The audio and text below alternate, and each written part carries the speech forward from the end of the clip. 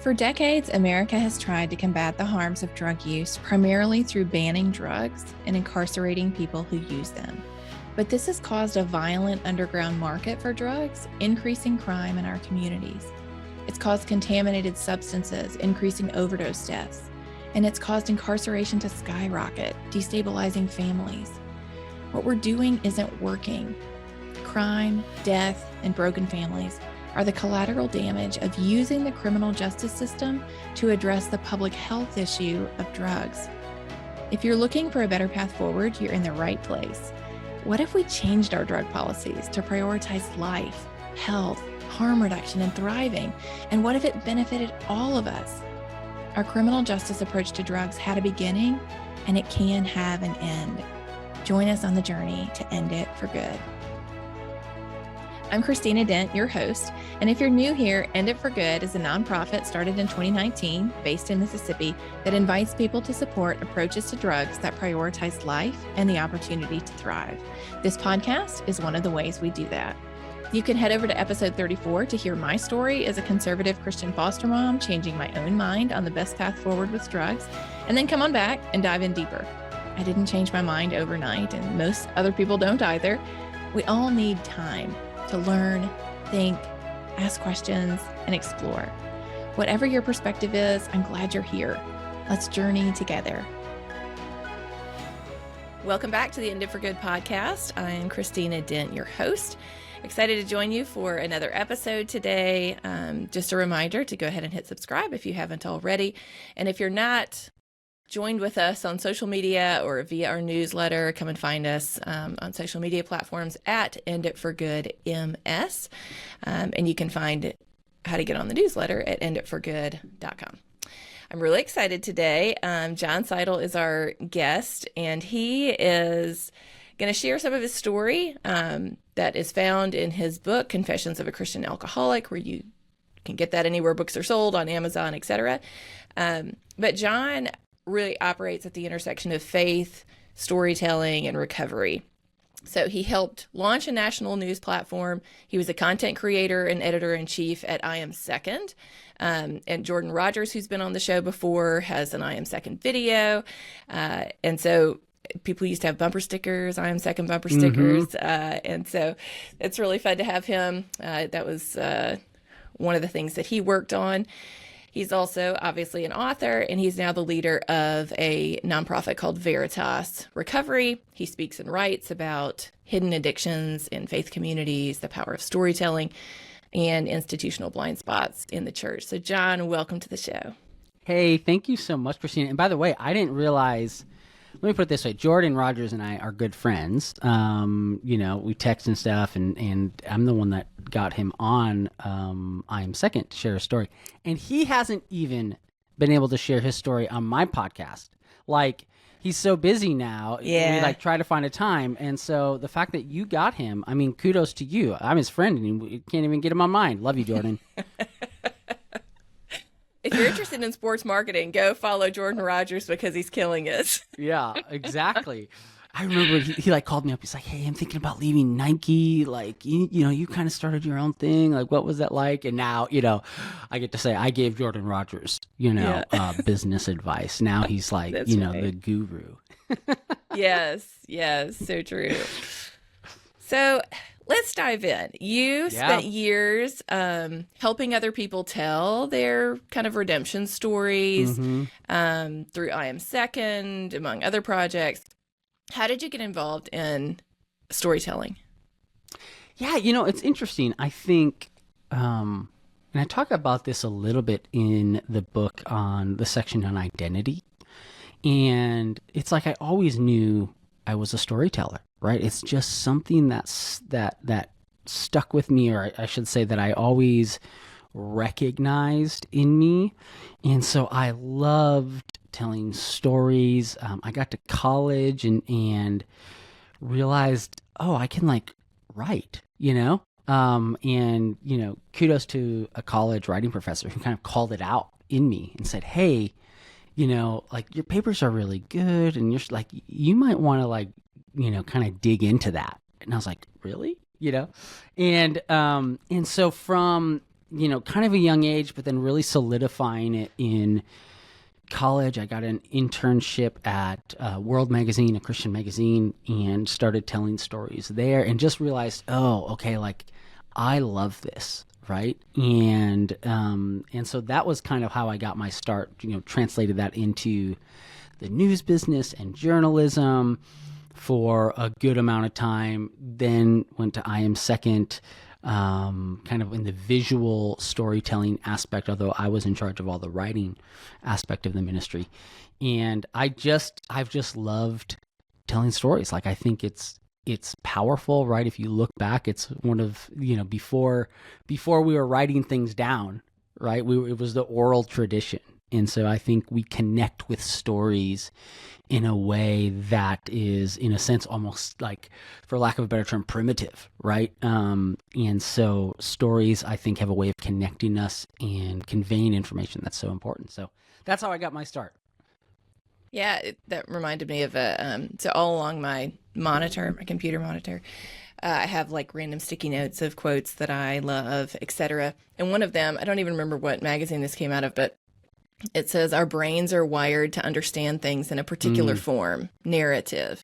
Issues are not narratives, nor are 10-point plans. Yes, right. Absolutely. So my next question was going to be, why are you passionate about storytelling? But it sounds like it's because it is such a powerful medium for and I did marketing and stuff, and had my own digital media, like a content creation and consulting firm for a while. And, it's built on, or was built on, I mean, I still do it, but it's not my main thing anymore, but it's built on the idea of storytelling. And to your point, and I think you've seen this, right? I mean, you can talk about addiction, you can talk about statistics, you can talk about all that stuff, right? But when you put a face to a statistic, when you put a face to a story, right? And that's what I love about your book, right? Is you put a face to addiction, right? And I think, in a sense, that's kind of what you talk about changed your perspective, right? There was now a face, right? You see that mother interacting with the child, and you're like, this does not compute, right? Yeah. And so I think that becomes why I'm passionate about storytelling, and what I take now into my own, nonprofit ministry. Yeah, that makes me think about something I read a couple of years ago about how bad humans are at computing numbers. Like, we don't, if you tell us 1 million versus 2 million, like, our brains just can't really understand the actual magnitude of difference in people that it is. Like, we can kind of see, like, small numbers of people. We are much more likely to be moved by small numbers of people because we can kind of understand that better, like a specific story or a specific family, let's say, if they were impacted by something. But you start talking about 100,000 people dying of overdose, and it's like, it can just go right over our heads, and we're like, 100,000 sounds like a lot, but 1,000 also sounds like a lot. I don't know, 1 million sounds like a lot. Like, our minds, we have a hard time really getting our mind around the weight of those bigger numbers. But you tell one story about a real person who is one of those people, and that has incredible power to really connect with people. We are wired for story, but it's also that we don't, like, statistics don't really, we just have a hard time connecting to them. It's not a story, and it's also that statistics tend to work with big numbers that we're not very good at sort of actually visualizing, because we're not dealing with, like, millions of things.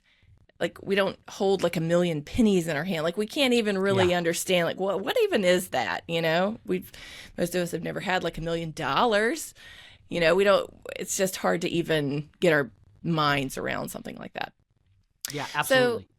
So what was happening in your life during this same time? So you have this very successful career. You are a storyteller, and I'll give a shout out to your book, which I read, Confessions of a Christian Alcoholic. You're a great storyteller and a great writer, and I really appreciated how readable the book is. I feel like I'm just talking with Jon while I'm reading the book, and I've been on enough calls with you and writing groups, et cetera, to be like, this is Jon. Like it's like I'm just talking with Jon, hearing his story, like just the different things that you throw in there. It's very conversational. And I would just really recommend it to people who are listening.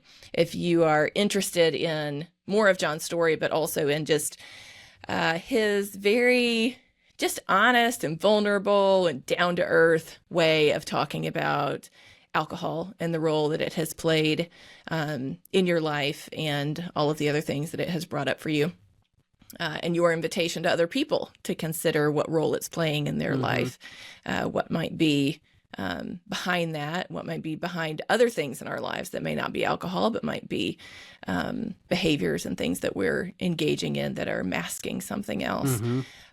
Anyway, really love the book. So what was happening in your life at the same time period where all these other great things are happening? You're also leading a small group, and you are working with the church and all the things.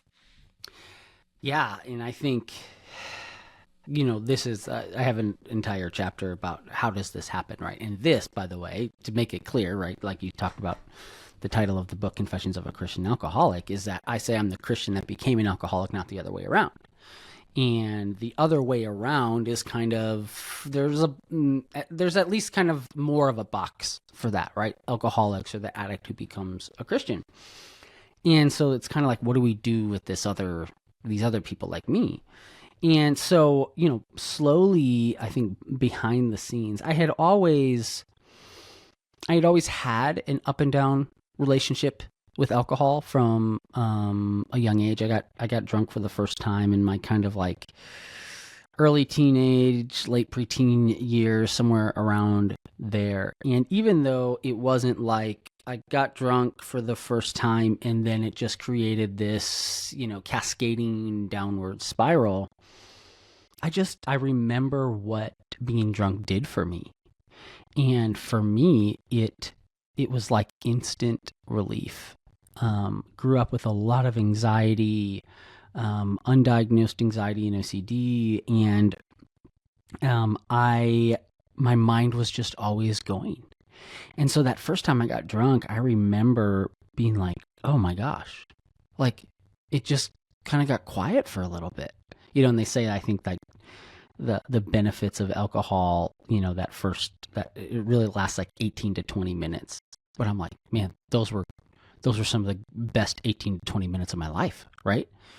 And so you kind of fast forward, and just in times of great stress, in times of, when my brain was really loud, I would just turn to alcohol. Even though I didn't, quote unquote, start drinking really until I turned 21. And so during this time, I'm kind of yo-yoing back and forth, right? But because I can, the quintessential, I can stop at any time or I can cut back, which I could, I was like, I obviously don't have a problem, right? And I just bought into the lie that I think so many of us buy into, which is that alcohol use disorder, which, what we call it now, alcoholism, is not simply a disease in the sense of, and you and I have talked about this, alcohol is a disease, but it's not a disease metaphorically in terms of simply quantity and frequency. But that's what I had, kind of set in my mind. I had that traditional understanding. It's just about how much you drink and how often you drink. And because of that, I was like, I'm in the clear, right? I don't look like X. I don't look like this person. I'm not doing this, so I'm fine. And that really just kind of gave it this opportunity to grow and fester until I hit what I call is, what really ended up being the hardest part of my life. And that was starting in the fall of 2021. And, we can get more into that story if you like. Like I said, I go into detail, but the short of it is I hit the hardest time in my life after having just published a book on faith and mental health. And what does it look like to battle that, brain, body, and spirit, and where it's not just a physical thing, but it's not just a spiritual thing. And what does it look like to take medication for that, and all this stuff. And the book did really well. And yet, just through a series of, like Lemony Snicket's, a series of unfortunate events, just got really depressed. And my son was diagnosed with a tumor, and I lost my biggest client in work, which was my only client at the time, and just slowly started drinking more and more and more to silence the inner critic, to silence the lies, to just find some semblance of peace. And before I knew it, the alcohol had really just taken over. And by the spring of 2023, all those things I said I would never do, all those things that I was like, well, at least I'm not doing that, at least I don't look like that, I started doing and looking like. And then, kind of had my quintessential rock bottom moment in May of 2023. You spent a lot of time talking in the beginning of the book about your relationship with alcohol, inviting readers to think through their relationship with alcohol, and not just about, am I getting drunk and how often am I getting drunk? Yeah. But the sort of gradation of alcohol consumption, and to look past the consumption to sort of what is it doing for you? When do you drink? Why do you turn to it? Mm-hmm. Talk a little bit about that, because I thought that was really helpful. I loved so many points that you make in the book. And your kind of blunt and open-hearted writing style, I appreciate, because I feel like you say things, I'm like, oh, that's a holy grail you're touching there, Jon. But I think it comes across as so just genuine and so open-hearted, and like, this is the journey I'm on and this is where I'm at. And, yeah. And I love that. And one of the points that you make is that because we are so focused on kind of people hitting some really terrible rock bottom moment, we lose the opportunity for a lot of people to address their drinking much earlier in the process of it potentially being a problem in their life.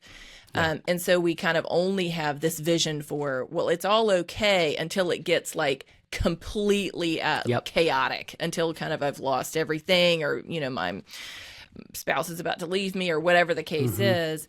So talk about that, about how you think about that relationship with alcohol, because there are so many people who are where you were, saying, I don't think I have a problem. I'm not getting drunk every day. I'm not unable to, show up at the right place at the right time in my life. Like, talk about that, and about why that's so important to just kind of have that honest look at shifting away from how much alcohol am I consuming, and towards what are the things you would say you would invite them to be thinking about related to alcohol in their life.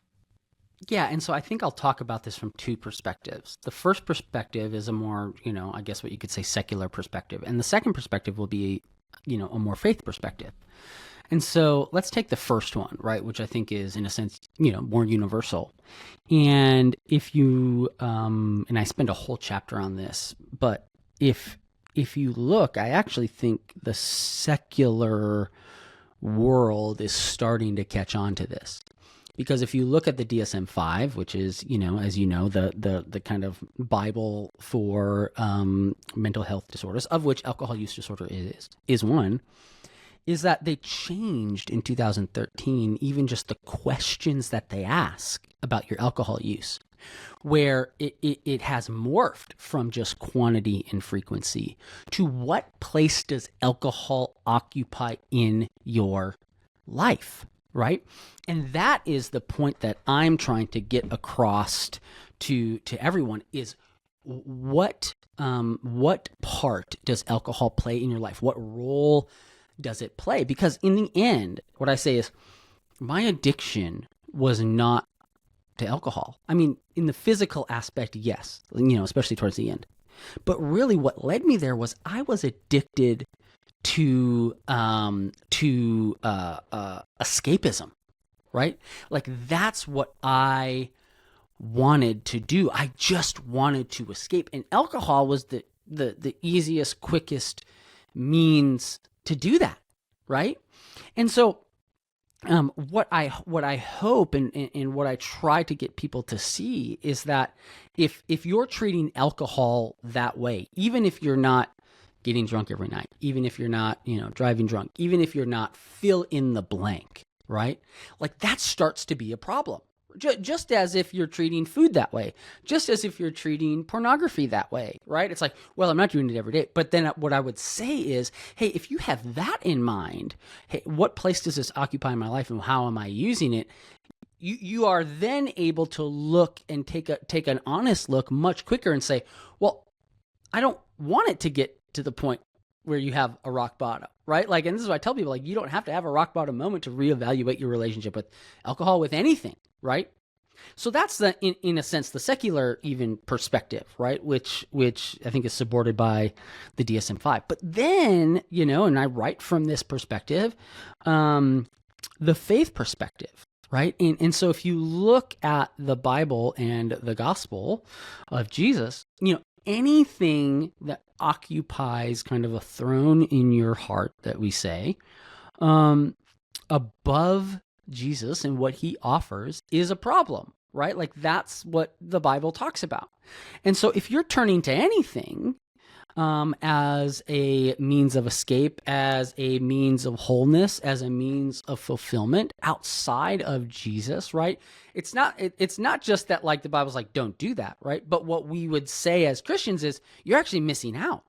Right? Like you're actually missing out on a better, more flourishing, more fulfilled life if you're turning to something other than Jesus. And so what I say is like, in the life of a Christian, anything that I'm turning to other than Jesus, it should be kind of like, hey, guess what? Like this is a problem, right? And so I say that actually when it comes to addiction, the gospel is like an early warning detection system, right? Because long before even the secular world is saying, hey, this is a problem, the gospel is like, hey, are you putting that, on kind of the throne of your heart as a way to get relief over turning to Jesus? And if that's the case, hey, like that's, the Bible calls that sin, right? But, and I know that's a hard word sometimes for people, especially in the addiction community, to hear because there has been such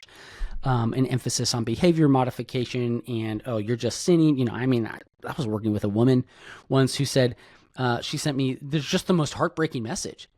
She said, I went to my church and they hooked me up with a couple and the couple said, I'm going to hell until I stop using meth. And I'm like, I'm so sorry, right? Like that's ridiculous, right? Like you need help, you need resources, you need whatnot. And them just trying to, shame you into not using is not going to work, right? A little bit of a tangent, but my point is, that when you look and use the gospel, it works as a means, I think, to ring the alarm bells even sooner than what some other, even secular programs might offer. And so that's a big part of my heart and what I'm trying to convey is that it's not just about how much you're using, how often you're using. I mean, I've worked with people who, this wife came to me and she said, my husband, he really only drinks once a year, but when he goes, it's just like blackout drunk for like 5 days.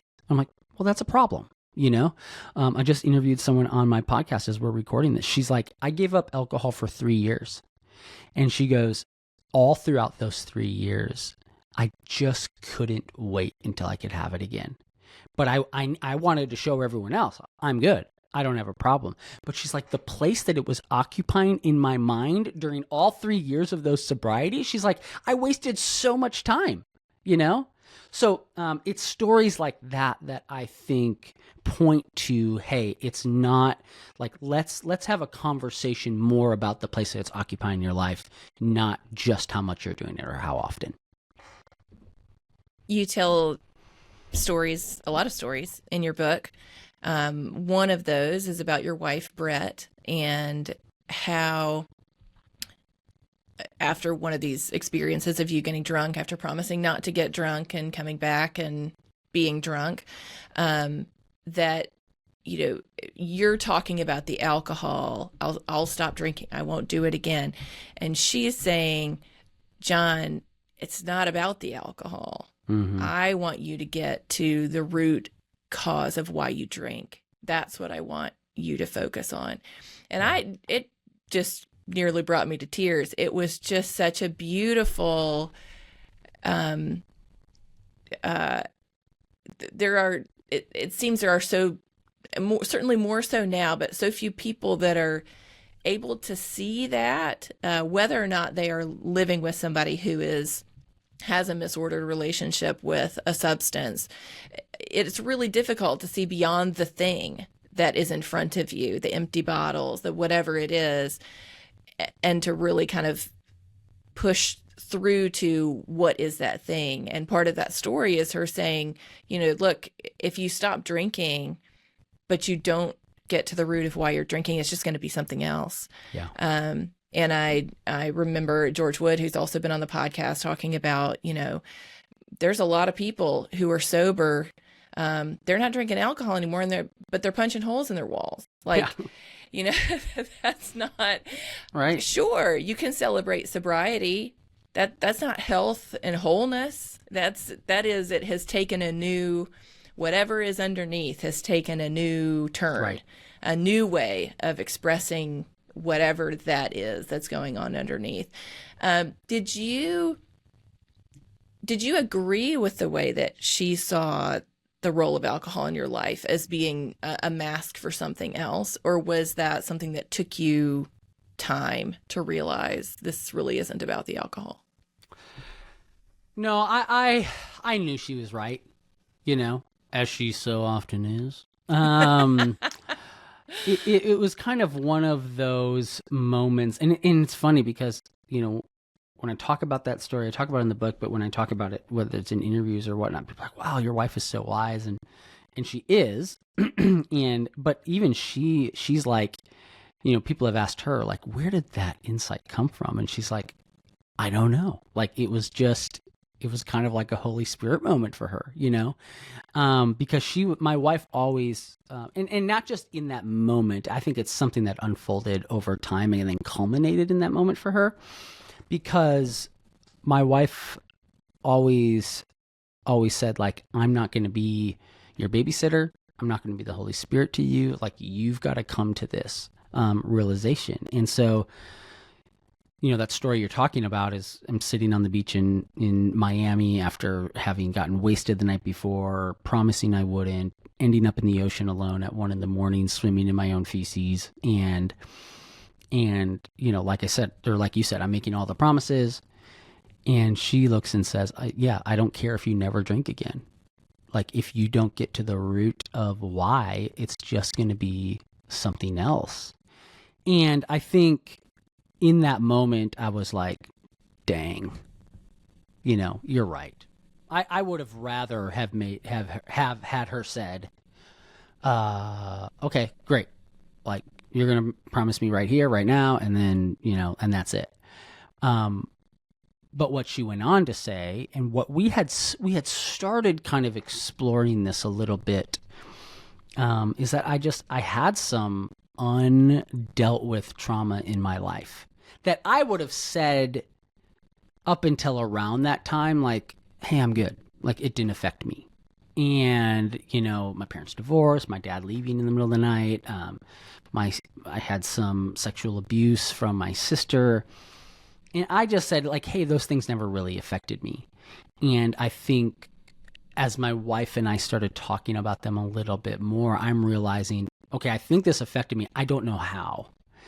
And in that moment, I realized, oh, I think part of this drinking is like I had created habits of escapism that started at 6 years old, right? When I was first molested, right? And so at 6, it's, Tonka Toys and Barney. And at 36, it's tequila and bourbon, right? And so it's not like I was sitting there drinking away all the time the memories of what had been done to me, but it was much more, hey, I can't sit with myself, right? Like I can't sit with thoughts. I can't be uncomfortable. I don't know what that looks like. I don't know how to turn my mind off and stop ruminating on things in a healthy way. And unfortunately, like the reality is that alcohol is a really, easy and effective way to do that. And for some people that's drugs, and other people that's food, and others that's their phone, right? But it is an effective way to do that. And so I think all of that culminated in that moment where I'm like, dang, yeah, you're right. I need to get to the root. I need to really uncover what's going on below the surface. And Christina, like, here's the thing. I've continued to do that, right? And you and I have talked about this a little offline, but like, even just recently, I had gotten to, healthy and good places. And yet my wife and I just still felt like we were like butting up against something. Right. And so I'm like, okay, like I thought, there's roots that go this deep. And then you're like, is there like an even deeper root? Because something just seems to continue to be off, And so we've continued to do marriage counseling and felt like we'd made some breakthroughs, but then like, hey, what is this thing? And so like I went back to my psychiatrist and kind of talked through some stuff and realized, that there's something else that had been going on and has been going on below the surface for, my entire life, that now I'm like, oh, okay. Now even a lot of this other stuff, makes sense. And so my point is I'm continuing to find roots, right? And whereas alcohol just kind of, masked that, right? It quote unquote helped.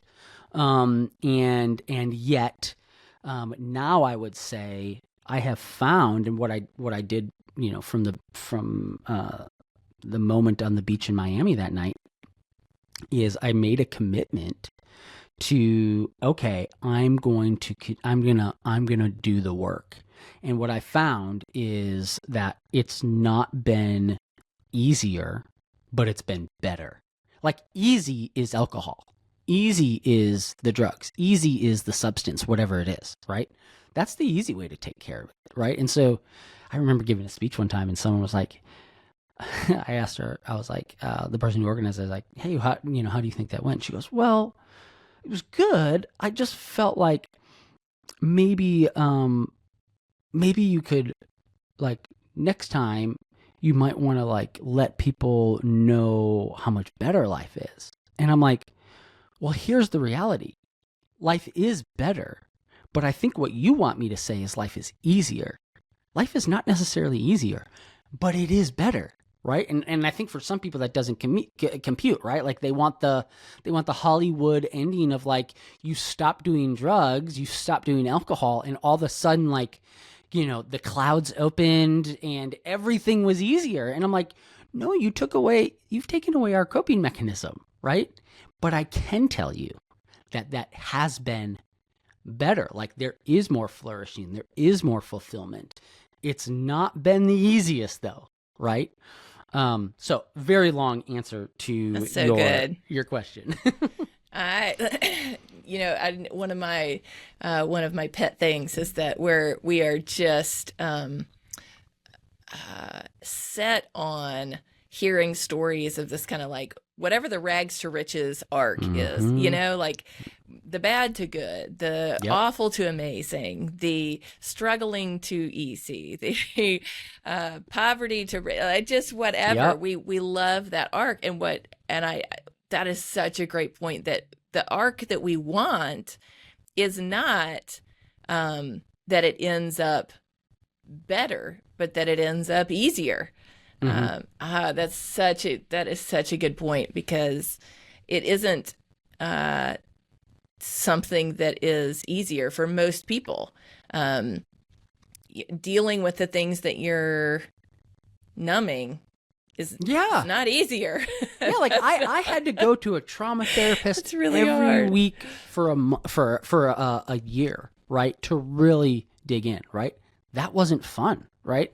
Like I'm confronting things that I never really wanted to confront. I'm confronting things that I didn't even realize were below the surface, Yeah. And I think that's also why, recidivism rates can be so high, is because we paint this picture for addicts that just stop doing the thing and life will be better, or life will be easier, right? And then they stop doing the thing and they're like, no, this is harder, right? What are you talking about? You were lying to me, right? I just need to go back to that thing. Whereas if we were more honest and said, there's a difference between better and easier. And yes, it will actually be harder, but it will be better. That's so good. So I want to talk about your work is specifically faith-based. Ours, I'm always talking about my faith, but and forget it's not a faith-based organization.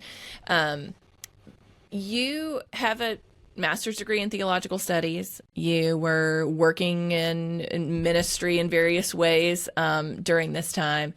How did your theological training either complicate your ability to recognize that addiction in yourself? I mean, certainly, as you said in the beginning, society wants I was lost and I found Jesus and now I was an alcoholic and now I'm not anymore, or I was, and then, the Jesus point was the end of that struggle. Right. And that was not the case for you. And the kind of arc of your misuse, coming into recovery, all happened during the faith that you have carried since you were very young.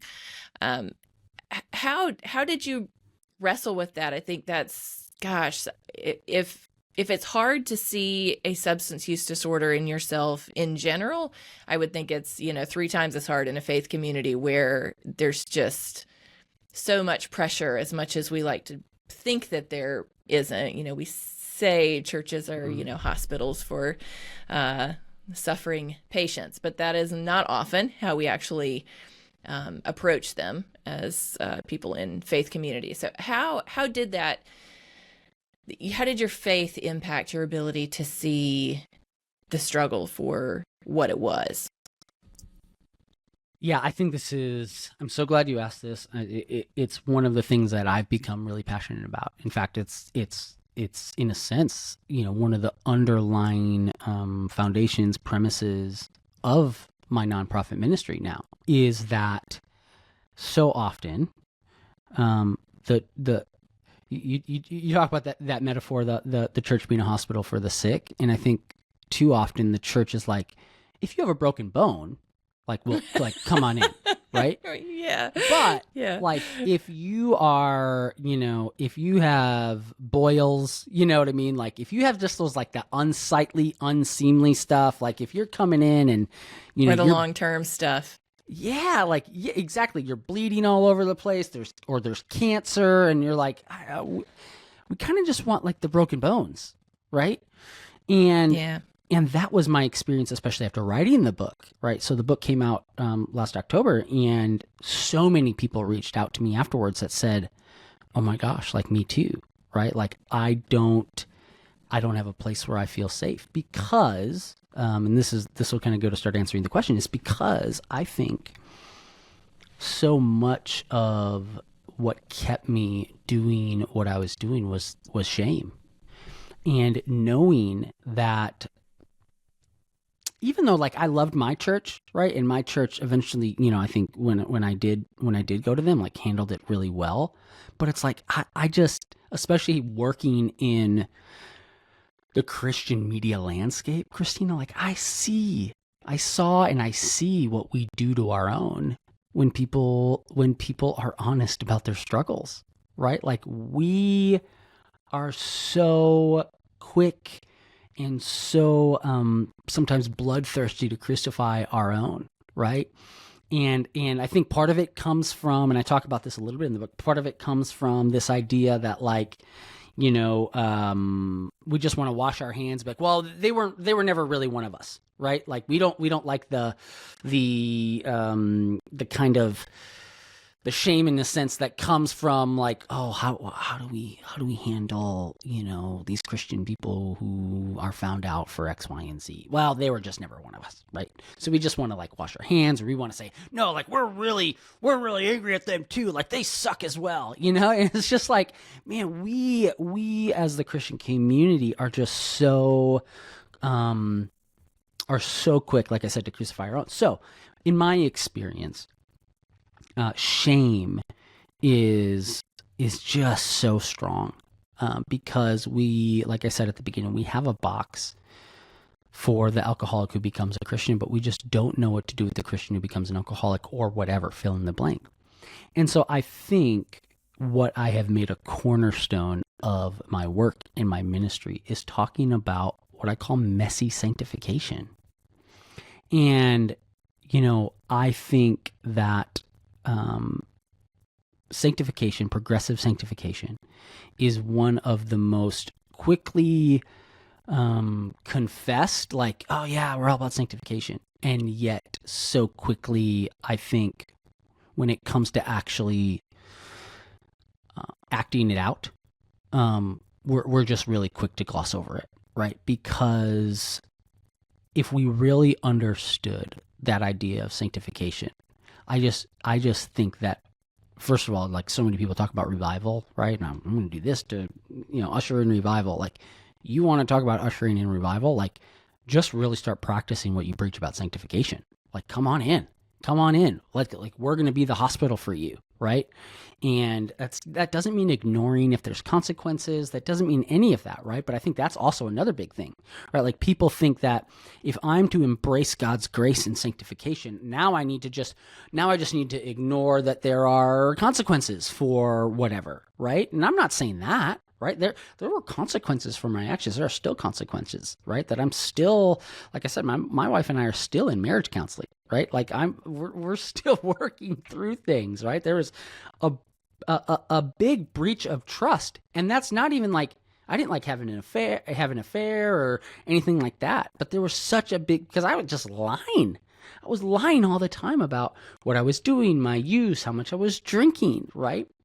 So I think if we were to embrace sanctification truly in God's grace as a Christian community, it would be just like life altering for so many people.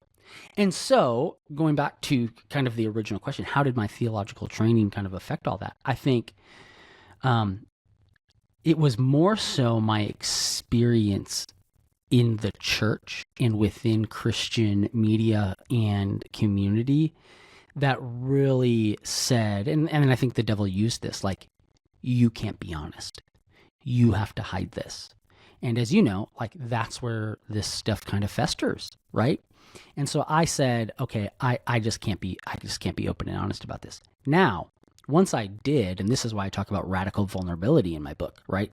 In the importance of that, which is really just true confession.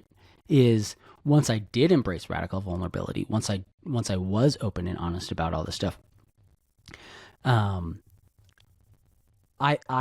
experienced a freedom that was like better than anything I could have imagined, right? And it almost got to a point where I was like, I just didn't care. I didn't care in the sense of like, I didn't care, like I'm just going to start telling people, and like, I know that I'm good with God. I know that I'm not trying to use this as a means to, get out of jail free card. And that's when I experienced so much freedom. And then, but the final thing I would say is this. I actually didn't go to seminary until after I came out as, the Christian alcoholic. And part of that was driven by this desire to be able to fully like talk about sanctification, to look at verses like, in First John where it says, if you continue, sinning, you're a child of the devil, and understanding, okay, what does that mean? What's the context for that? Like, I wanted to really dig into scripture and be able to, in a sense, be a voice for people like me that says, hey, no, here's really what sanctification is about. Here's what it looks like. And now, for lack of a better phrase, like I have the letters behind my name that you can trust me, right? And I've done the research and done the work. Yeah. So what would you say? Change your audience. Your audience isn't me right now. You're just talking to the listeners out there. What would you say to them if you were talking to them about their relationship with whatever the thing is? Maybe it's alcohol, maybe it's something else. What do you want to say to them? I think the first thing is it goes back to what we were talking about earlier, and that is, I have this phrase that I use, that misordered is disordered, right? And so what I mean by that is that, again, anything that occupies that area in our life that is just out of alignment. And again, you can look at that purely from a secular perspective, or you can look at that from a Christian perspective, because I think it applies to both. That anything that is misordered is disordered. And so what I want to encourage you to do is to look at areas in your life and may I say this, Christina, be curious about them, right? Curiosity is, I think, the biggest thing it's one of the things that's been so helpful for me in my recovery journey, right? It's being curious. Okay, why? Like I joke about, like, be the 4-year-old kid in your life that annoys you. Well, why? Well, like I said, I'm still uncovering roots because I'm still asking why, right? Like, okay, got all this figured out. Well, why am I still reacting this way in this situation, right? And so I think if you are curious about those misordered things in your life, which again, misordered is disordered, I think you're going to start finding why you're butting up against some of this stuff in your life, in your relationships and whatnot. So that would be the first thing. I think the second thing is that I say this phrase as well, is that we're all addicted to something. And, that's not to take away, by the way, from the people who are in the throes of, substance use disorder, right? That's not to cheapen their struggle. But especially as a Christian, there's a guy, John Calvin, kind of played a big role in the Reformation.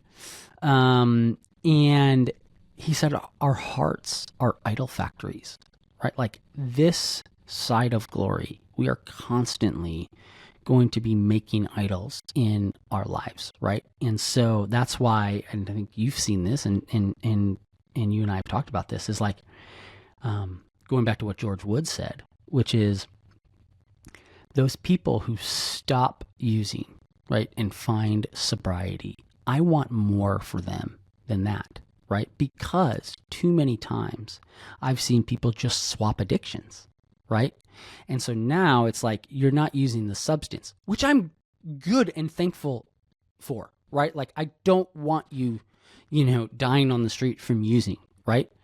But I also want more for you, that most flourishing and fulfilled life. And so I think what I hope people hear in my book and in my work and in my ministry and here today is that, like, there is something greater for you on the other side of addiction, but there's also something, I think, as a Christian, greater for you on the other side of just sobriety. Like, I don't want you to just swap an addiction to a substance, to addiction to a program or meetings or whatnot. Those are good, and you should use them as a tool, but I want something bigger for you, right? I just don't want miserable, sober people, right? Like I want flourishing, fulfilled people.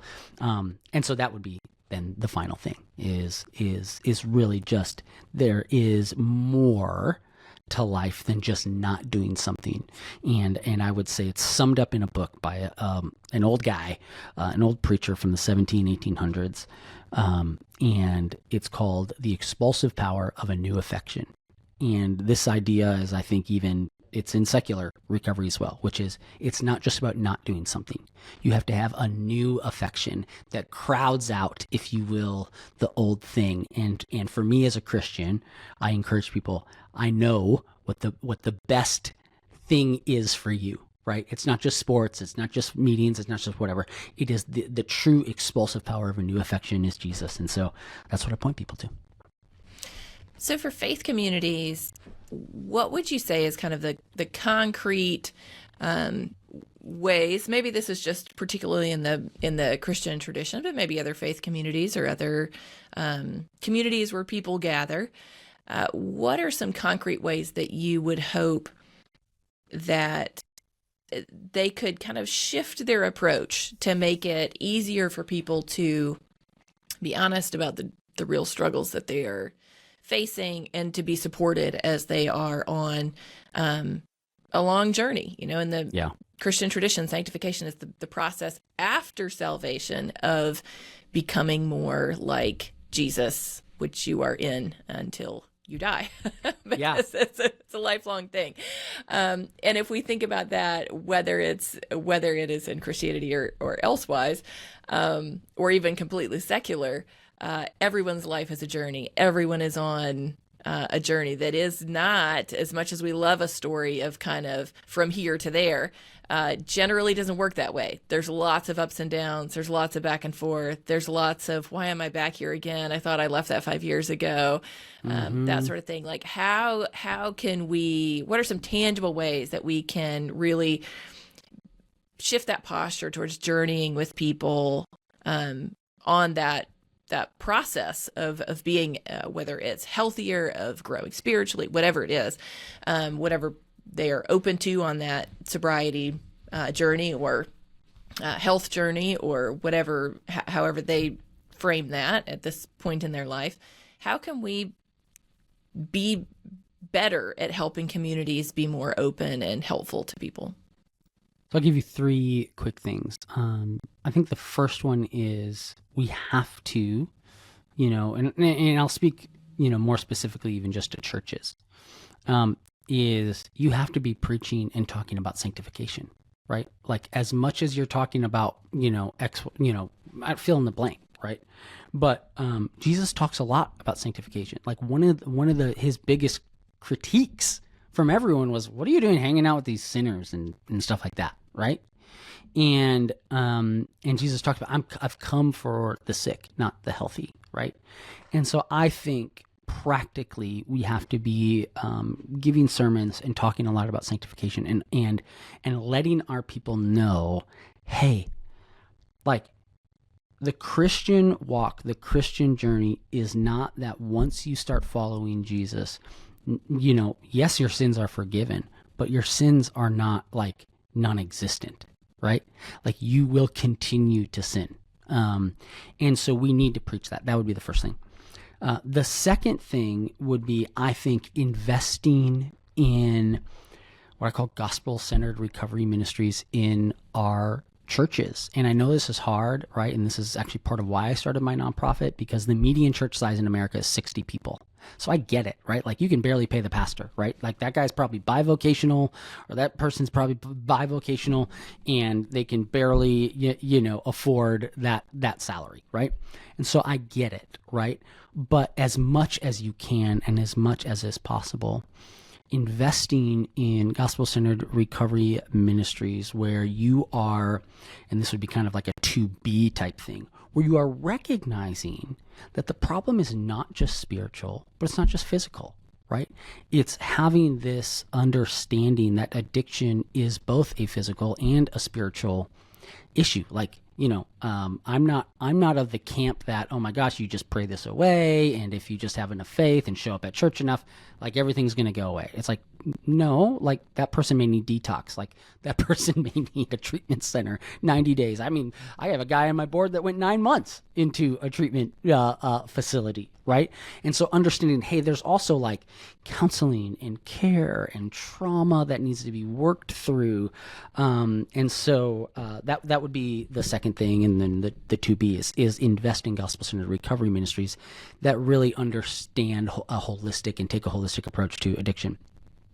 And then I think the final thing is if you are a pastor, the most successful, I think, Christian communities that deal and handle addiction well are where the main pastor really takes an interest in recovery and in recovery community and in recovery ministry. Because if the main person that they see on Sundays or the figurehead or whatever is talking about recovery, is talking about sanctification, is saying, hey, listen, we are not a place that is just for polished people. Like those communities not only thrive like for people who are, have substance use disorder or addictions, right?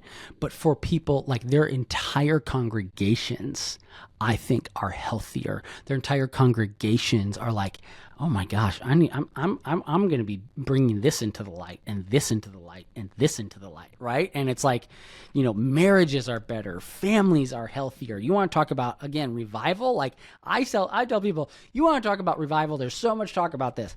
Like I think it's not the only way, but I think one of the quickest ways to revival in the church and in the country, if you will, is to invest in recovery ministry, because those people understand what it is to, like, when I've lost everything and I have nothing to hold on to, I need Jesus. And they become great apostles for that message and the importance of Jesus in their lives. And like I said, I think it affects the entire congregation. So those would be my three things that hopefully practically can help a Christian community really become a place where the addicted, the afflicted, the wobbly, the weak need feel welcome and safe.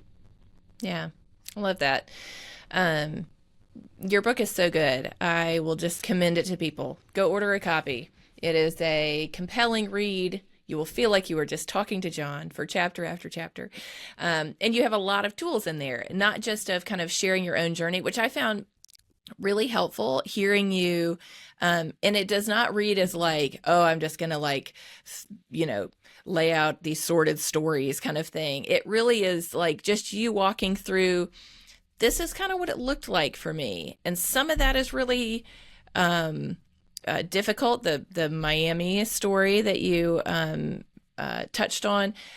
And some of it is very relatable to people who haven't had an experience like that, of just helping people understand, like, to evaluate the role of a substance in their own life, of like, how much am I planning around the use of this substance? How much am I not wanting people to know, actually, even if I don't think I have a problem, I think they might think I have a problem. And so I don't want them to know. How much of my mental space does it occupy thinking about it? Just all of these pieces, and you're telling stories from your own life of like, well, this is how I justified that. Well, at this point, I was able to work earlier in the day, get off earlier in the day, and I had a couple hours before my wife got home, and that became kind of my core drinking time. And so all of it was so helpful to me to just hear you work through your thought process in these different seasons as somebody who didn't end up, on the street having lost everything and homeless, but who from the outside still looked to be doing well. And yet the more and more that as the difficulty progressed, the more and more that your daily life was shaped by when and how can I drink, and how can people not know quite how much I'm drinking. Yeah. And I found that really helpful. So that's kind of the first half of the book is kind of your walking through how that looked like in your life, and then tools in the second half of the book. And really, you say in the book, you wrote it for, it is really meant for the faith community, for Christians. A lot of the tools are faith-based that you have in the book, but it can be helpful to anyone. It is even just the kind of talking through your relationship with alcohol. I don't want to say it's entertaining, because it is not entertaining in like a fun way, but you are a really compelling writer. And so you can, the reader can put themselves in your shoes. And that's a gift, to be able to help people kind of see through your eyes in doing that. But then those tools in the last half of the book of kind of taking what are the steps that helped you to get onto your sobriety journey of abiding in Christ, and confession and obedience, and these different practices that are part of your life now.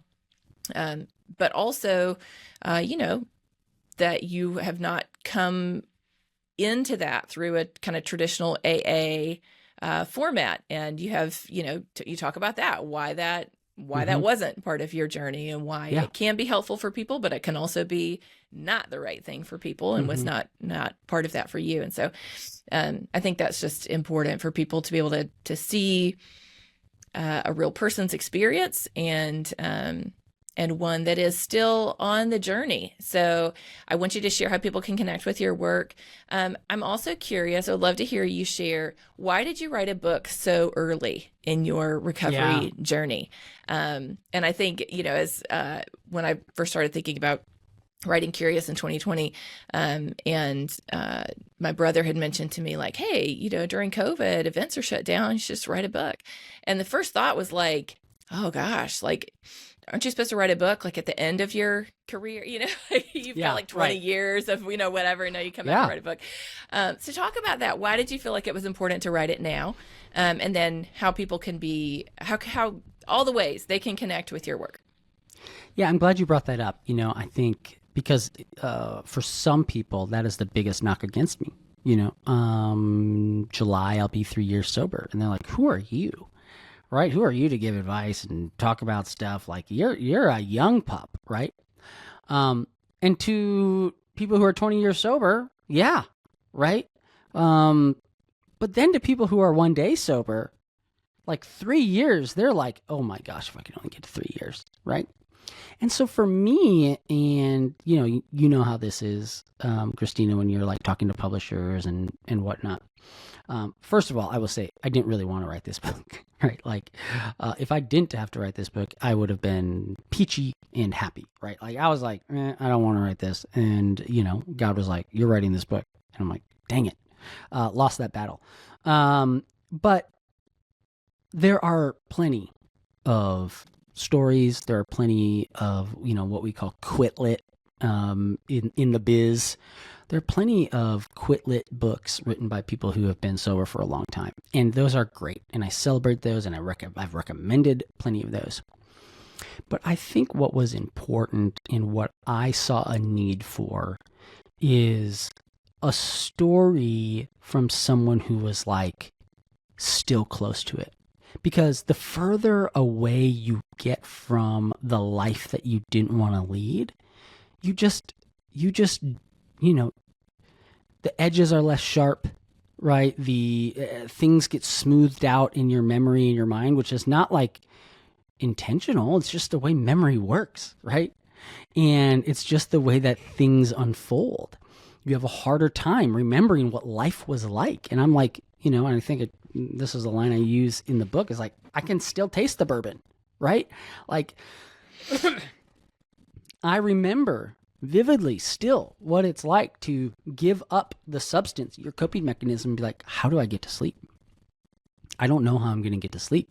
And wandering around my living room, wandering around my garage, being like, Lord, you got to meet me here because I can't sleep, Like, I would just usually I just drink myself to sleep. And so I think while there is definitely a good and right place for books that come from a place of, long experience, I think there's also a good and right place for books that come from a place of man, this is still raw and fresh. And I think that sometimes people can relate to that a lot better, right? They can relate to that a lot more. And I'm able to reach people that maybe that 25-year sober person can't. Or I'm able to connect with them in ways that other person can't. And there's still wisdom to be gleaned from that other stuff, but I still think there's benefits to hearing from someone like me. So that's that's what I have found.